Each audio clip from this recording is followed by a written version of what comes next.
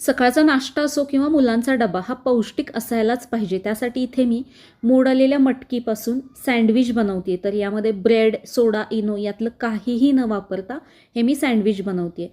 इथे मी Amazonवरून हा चॉपर मागवला आहे. अत्यंत उपयोगी आहे. प्रत्येक किचनमध्ये हा असायलाच पाहिजे.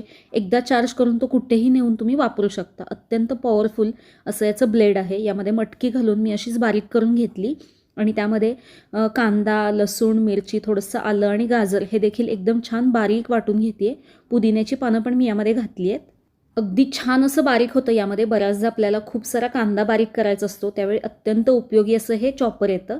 यामध्ये मी मीठ, लाल तिखट, गरम मसाला, धणेपूड घातली, कोथिंबीर घातली, 2 चमचे बेसन घालायचे आणि 1 चमचा तांदळाचं पीठ घालून हे सगळं मिक्स करून घ्यायचं आहे. लागेल तसं थोडं थोडं पाणी घालायचं आहे. बिना ब्रेडचं हे सँडविच बनवण्यासाठी इथे मी हे सँडविच मेकर मागवले. हे सँडविच मेकर आणि चॉपरची लिंक तुम्हाला हवी असेल तर डाव्या बाजूला इथे कोपऱ्यामध्ये याचं जे चित्र दिलं आहे त्याच्यावरती क्लिक करून तुम्ही ते मागवू शकता.